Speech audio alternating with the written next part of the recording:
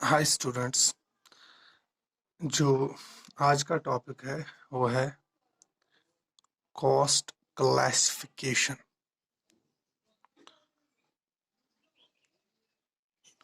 Cost को कैसे classify किया जा रहा है।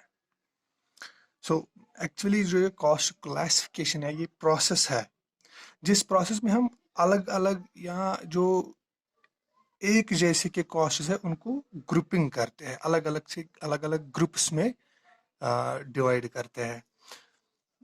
जो भी सेम टाइप ऑफ कॉस्ट है उनको एक ग्रुप में हम कैलकुलेट करते हैं। तो जो फॉर एग्जांपल अगर कहीं पे हम देखेंगे कि डायरेक्ट वाले कॉस्ट जो है, सारे के सारे जो डायरेक्ट कॉस्ट है उनको अलग से ग्रुप किया जा रहा है, और जो इनडायरेक्ट वाले कॉस्ट है, सारे जितने भी इनडायरेक्ट कॉस्ट है उन सब इनडायरेक्ट कॉस्ट को एक अलग से ग्रुप में डाला जाता है जिसको हम इनडायरेक्ट कॉस्ट कहते हैं। तो कॉस्ट क्लासिफिकेशन एक्चुअली यही ग्रुपिंग है कॉस्ट की। जो भी सिमिलर कॉस्ट आपको लग रहा है कि ये सिमिलर टाइप के कॉस्ट है तो उनको एक ही ग्रुप में रखो फिर, so as to calculate that type that particular category of cost. ठीक है। अब क्लासिफिकेशन जो है कॉस्ट की, ये डिफरेंट बेसिस पे होती है क्लासिफिकेशन। तो वही अभी हम देखेंगे कि किन किन बेसिस पे कॉस्ट को क्लासिफाई किया गया है। तो फर्स्ट वन जो है that is classification by nature और क्लासिफिकेशन बाय एलिमेंट्स। ठीक है। और कभी कभार इस क्लासिफिकेशन को हम एनालिटिकल क्लासिफिकेशन भी बोलते हैं। ठीक है। तो बेस्ड ऑन नेचर जो क्लासिफिकेशन है, और जिसको हम बोलते हैं कि classification bye based on elements, तो यहाँ पे कॉस्ट को तीन कैटेगरीज में डिवाइड किया गया है। एक है मटेरियल कॉस्ट, एक है लेबर कॉस्ट, एक है एक्सपेंसेस। ठीक है। तो जितने भी मटेरियल रिलेटेड हमारे खर्चे हैं उन सबको एक ही ग्रुप में हम एक ही नाम के अंडर ग्रुप किया जा रहा है जिसको हमने नाम दिया कि मटेरियल वाले। यानी कि मटेरियल वाले जितने भी खर्चे हैं उनको हम मटेरियल कॉस्ट बोलते हैं। ठीक है। इसके बाद में जो भी लेबर खर्चे हैं, जितने भी हमें लेबर लगे हैं, लेबर रिलेटेड जो भी खर्चे हैं वो सारे के सारे यहाँ पे आएंगे, लेबर वाले खर्चे। इन दोनों को छोड़ के मटेरियल वाले खर्चे या लेबर वाले खर्चे, मटेरियल मतलब यहाँ पे आपका रॉ मटेरियल लगता है, यहाँ पे आपको लेट से कि क्या कहते हैं उसको, आपने पैकिंग की है, पैकिंग के लिए मटेरियल लग रहा है तो वो पैकिंग मटेरियल यहाँ पे आएगा। फिर मटेरियल या लेबर या एक्सपेंसेस, इनमें भी फिर सब कैटेगरीज है, दैट इज डायरेक्ट और इनडायरेक्ट। अभी हम वो डिस्कस नहीं करेंगे, डायरेक्ट मटेरियल इनडायरेक्ट मटेरियल वो हम बाद में देखेंगे। लेकिन हमें सिर्फ ये देखना है कि मटेरियल के अंदर रॉ मटेरियल आएगा, पैकिंग का मटेरियल आएगा। सिमिलरली जो लेबर है, लेबर में क्या क्या आएगा, मतलब प्रोडक्शन में हमें कोई लेबर लगा है तो वो यहाँ पे इस लेबर के अकाउंट में जाएगा। ठीक है। तो उसके बाद में अदर एक्सपेंसेस, जो ये दोनों छोड़ के बच रहा है तो वो एक्सपेंसेस में जाएगा। एक मटेरियल है, एक लेबर है, एक एक्सपेंसेस है। मटेरियल में सारे मटेरियल चाहे डायरेक्ट या इनडायरेक्ट, लेबर में भी सारे लेबर, डायरेक्ट लेबर्स या इनडायरेक्ट लेबर्स।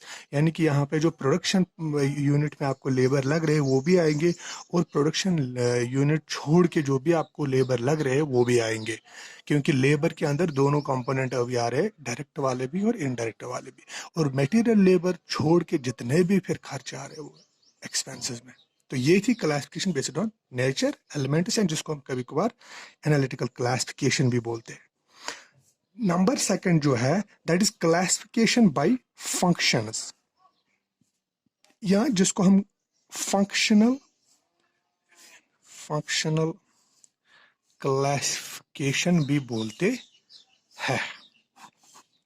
तो यहाँ पे जो अब क्लासिफिकेशन कॉस्ट की हुई है वो फंक्शन के हिसाब से हुई है।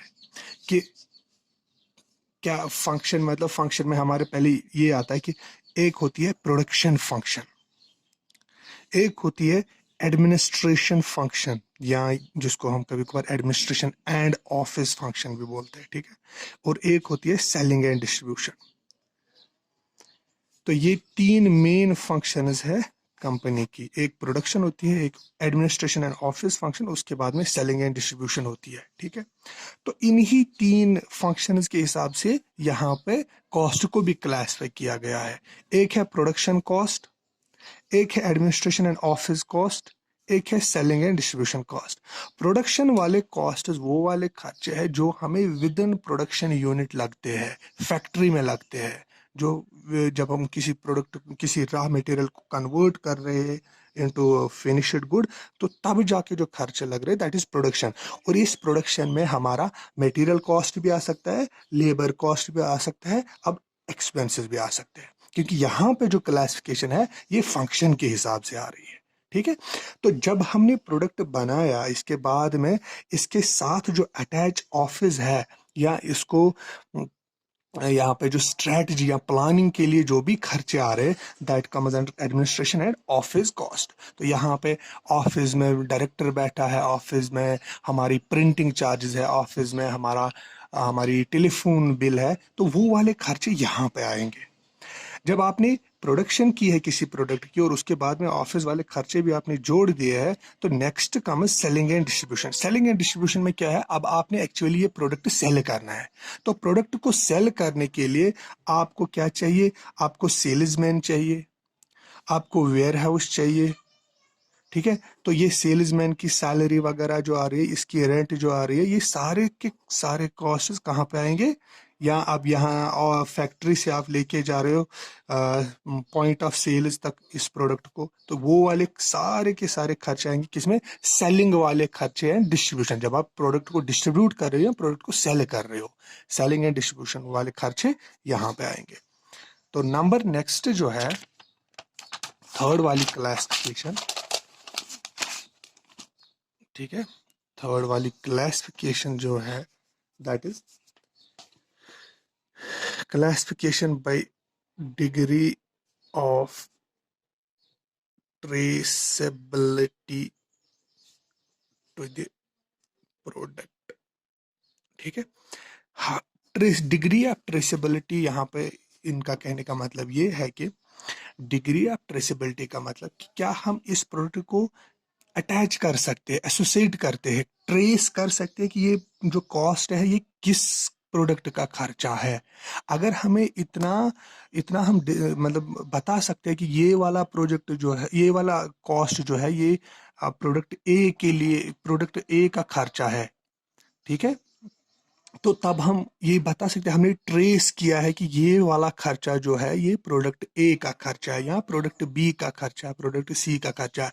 यहाँ पे सिर्फ ये देखना है कि अगर हम इसको ट्रेस कर सकते हैं, जैसे मैं आपको बता रहा हूँ कि जो आपकी क्लास है, लेट से एमबीए की क्लास है, एमबीए क्लास के अंदर जितने भी खर्चे हैं ये हम डायरेक्टली बोलेंगे कि ये वाले खर्चे जो है ये एमबीए क्लास के लिए ही खर्चे है, सिर्फ और सिर्फ एमबीए क्लास के खर्चे है। अब एमबीए क्लास को छोड़ के अब हमारा जो ऑफिस है डिपार्टमेंट में, तो ऑफिस में जो खर्चे लगे हैं वो एमबीए के लिए भी खर्चे लगे हैं, एमबीए थर्ड सेमेस्टर के भी खर्चे हैं, बीबीए के भी खर्चे हैं, आईएमबीए के खर्चे। तो इन ऑफिस वाले खर्चे को हम नहीं, हालांकि खर्चे लगे हैं सारे सारे क्लासेस के लिए, लेकिन ये नहीं बता सकते कि ये वाला खर्चा सिर्फ एमबीए का है, ये वाला खर्चा सिर्फ, तो इसको हम ट्रेस नहीं कर सकते कि ये किसके साथ एसोसिएटेड है।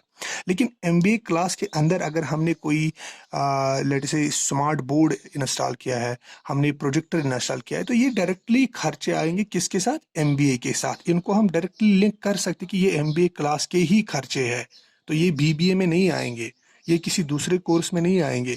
तो यहाँ पे जो खर्चे है, ये जो खर्चे ये हम ट्रेस कर सकते हैं, ये पर्टिकुलर क्लास के खर्चे हैं। लेकिन यहाँ पे जो खर्चे ये भी इन्हीं क्लासेस के खर्चे, लेकिन हम ट्रेस नहीं कर सकते कि पर्टिकुलर क्लास किस क्लास के खर्चे है, इस क्लास के कितने खर्चे, उस क्लास के कितने खर्चे, ये हम ट्रेस नहीं। तो इसी बेस पे, ट्रेसेबिलिटी के बेस पे अब यहाँ पे क्लासिफिकेशन हुई है कॉस्ट की। तो यहाँ पे दो है, एक है डायरेक्ट कॉस्ट, एक है इनडायरेक्ट कॉस्ट। इनडायरेक्ट कॉस्ट्स, ठीक है। तो डायरेक्ट वाले कॉस्ट जो है वो हो गई, ये जो आपने एमबीए क्लास के अंदर प्रोजेक्टर लगाया है, स्मार्ट बोर्ड लगाया है, जो भी खर्च अंदर एक क्लॉक लगाई है, वॉल क्लॉक लगाई है, तो वो हम डायरेक्टली बताए भाई ये इस क्लास के खर्चे हैं, ये डायरेक्टली हम इसको एसोसिएट कर सकते हैं एमबीए क्लास के साथ। तो ये हो गई डायरेक्ट कॉस्ट। ये जो हमने बताया कि नीचे ऑफिस है, वहां पे ज़ेरॉक्स, टेलीफोन, ये सारे इन्हीं क्लासेस के लिए, लेकिन हम ये नहीं बताएंगे कि ये डायरेक्टली इसका है, ये इनडायरेक्ट खर्चा है। इसमें एमबीए का भी अपना पोर्शन है खर्चों का, इसमें बीबीए का भी है। तो ये खर्चे जो है इनको हम बोलते हैं इनडायरेक्ट कॉस्ट्स। इनडायरेक्ट कॉस्ट्स वो वाले कॉस्ट जिनको हम नहीं एसोसिएट कर सकते किसी पर्टिकुलर कॉस्ट यूनिट के साथ, लेकिन डायरेक्ट खर्चों में ये है कि हम डायरेक्ट खर्चे किसी पर्टिकुलर कॉस्ट यूनिट के साथ एसोसिएट कर सकते हैं, बता सकते हैं इस कॉस्ट यूनिट का, इस क्लास का खर्चा है। ठीक है। तो नंबर नेक्स्ट क्लासिफिकेशन जो है that is classification by change in volume या एक्टिविटी, चेंज इन एक्टिविटी। ठीक है। तो चेंज इन वॉल्यूम, जो आप प्रोडक्शन कर रहे हो, तो वहां पे, वहां की ये बात कर रहा है कि प्रोडक्शन जब आप कर रहे हो वहां पे कम प्रोडक्ट्स बनाने, ज्यादा प्रोडक्ट्स बनाने, उसकी बात कर रहे हैं। ठीक है बेटा। तो यहाँ पे जो क्लासिफिकेशन ये बता रहा है, ये बता रहा है कि fixed cost, variable costs. Number next is semi variable cost. ये तीन कॉस्ट इसमें आ रहे हैं। ठीक है। Fixed cost, variable cost, semi variable cost. देखो बेटा, फिक्स्ड कॉस्ट वो वाला कॉस्ट है जो चेंज नहीं होता है अगर हम प्रोडक्शन इंक्रीज या डिक्रीज करेंगे। यानी कि ये जो वॉल्यूम आपने बताया, अगर इस वॉल्यूम को हम ज़्यादा करेंगे, यानी कि हम 10 प्रोडक्ट्स बनाए, 20 बनाए, 100 बनाए, 1000 बनाए, ये वाला जो कॉस्ट है ये चेंज नहीं होता है। ठीक है। ये कांस्टेंट रहता है, ये वाला कॉस्ट, ये चेंज नहीं होता है, फिक्स्ड रहता है। ठीक है। फिक्स्ड कब रहता है? अगर हम वॉल्यूम को चेंज करें भी, तो अगर हम वॉल्यूम को चेंज भी करेंगे, लेकिन ये वाला कॉस्ट जो है ये चेंज नहीं होता है, ये हमेशा फिक्स रहता है। ठीक है। फॉर एग्जाम्पल, हमारा जो क्लासरूम है, क्लासरूम में हमने मैं यही एग्जाम्पल लूँगा कि हमने एक प्रोजेक्टर लगाया। प्रोजेक्टर के लिए लेट से खर्चा है 1 लाख रुपीज़। ठीक है बेटा। तो जो 1 लाख रुपीज़ हमने प्रोजेक्टर पे खर्चा किया है, एमबीए क्लास के लिए खर्चा किया है, चाहे अब एमबीए क्लास में 10 स्टूडेंट्स है, 15 है, 20 है, 30 है, 40 है, तो ये खर्चा सेम ही रहेगा। अगर ज़्यादा स्टूडेंट्स ने एडमिशन लिया है या कम स्टूडेंट्स ने एडमिशन लिया है, दैट मीन्स ये जो कॉस्ट है, फिक्स्ड वाला कॉस्ट, ये डिपेंड नहीं रहता है किस पे, चेंज इन वॉल्यूम पे। ये चेंज इन वॉल्यूम पे डिपेंड नहीं है, चाहे आप वॉल्यूम ज़्यादा बनाओ या लेट से हम कहीं पे मैन्युफैक्चरिंग कर रहे हैं, हमने एक मशीनरी वहाँ पे खरीदी है, अब इस मशीन से आप 2 प्रोडक्ट्स बनाओ, 10 बनाओ, 15 बनाओ, 20 बनाओ, तो ये मशीन का जो खर्चा है, लेट से मशीन का खर्चा 50,000 है, तो ये 50,000 सेम खर्चा, चाहे आप एक प्रोडक्ट बनाओ, आपने खर्चा दिया है मशीन का 50,000। तो अगर आप प्रोडक्ट ज़्यादा भी बनाओगे तब भी जाके आपको मशीन का खर्चा जो है वो सिर्फ 50,000 का है। ठीक है। तो नंबर नेक्स्ट जो है दैट इज़ वेरिएबल कॉस्ट। तो वेरिएबल कॉस्ट में क्या है कि वेरिएबल कॉस्ट वेरी होता है, ये डायरेक्टली वेरी होता है इन अकॉर्डेंस विद वॉल्यूम। अगर आप ज़्यादा वॉल्यूम बनाओ, ज़्यादा प्रोडक्ट्स बना रहे हो, तो ये वेरिएबल वाला कॉस्ट जो है ये भी ज़्यादा लगेगा। अगर आप वॉल्यूम को कम कर रहे हो तो ये भी कम ही लगेगा। फॉर एग्जाम्पल, जब आप कोई भी प्रोडक्ट बना रहे हो, मैंने एग्जांपल दी थी कि हमने मशीन खरीदी है, अब आप 10 प्रोडक्ट बनाओ, 15 बनाओ, 20 बनाओ, तो मशीन का खर्चा आपका सेम ही है, वो फिक्स्ड ही है, वो चेंज नहीं हो जाएगा। लेकिन जब आप प्रोडक्ट्स बना रहे हो, उनके लिए जो रॉ मटेरियल है, raw material is variable cost. क्यों वेरिएबल कॉस्ट? अगर आप 10 प्रोडक्ट्स बनाओगे तो आपको रॉ मटेरियल कम लगेगा, और अगर आप प्रोडक्शन अगर आप नंबर ऑफ प्रोडक्ट्स इंक्रीज कर रहे हो तो ये जो रॉ मटेरियल का खर्चा है ये बढ़ जाएगा। अगर आप उससे भी ज्यादा प्रोडक्शन कर रहे हो, ज्यादा प्रोडक्ट्स बना रहे हो, तो ये भी अकॉर्डिंगली बढ़ जाएगा। दैट मीन्स ये वेरी हो रहा है in according with change in volume. जितना आप वॉल्यूम में चेंज करोगे उतना ये भी बढ़ रहा है। और एक कॉस्ट यहाँ पे इन्होंने दिया है सेमी वेरिएबल कॉस्ट। ये वो वाले कॉस्ट है जो कुछ टाइम के लिए फिक्स्ड होते हैं, उसके बाद में वेरी होते हैं।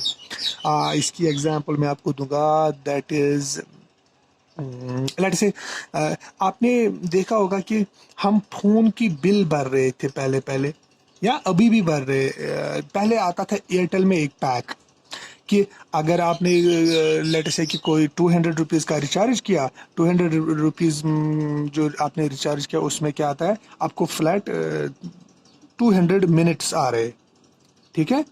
तो इसके बाद में क्या होता है कि इसके बाद में था चार्जेस जो थे वो पर मिनट के हिसाब से होते थे, जितने मिनट्स उतने चार्जेस, ठीक है। तो यहां से यहां तक यानी कि 0 से लेके 200 मिनट्स तक ये फिक्स्ड था। आप 1 मिनट खर्च करो, आप 10 मिनट के लिए बात करो, आप 20 मिनट के लिए बात करो, आप 200 मिनट्स के लिए बात करो, ये फिक्स्ड था। कितना? 200 रुपीज आपका बेसिक प्लान था, रेंट था, ठीक है। तो यहां तक ये फिक्स्ड था। लेकिन जब आप 200 मिनट्स क्रॉस कर रहे हो, उसके बाद में ये वैरी हो रहा है।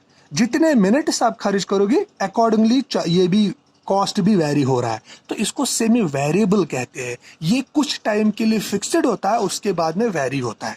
क्लियर? ठीक है। तो और एक जो क्लासिफिकेशन है वो है दैट इज बेस्ड ऑन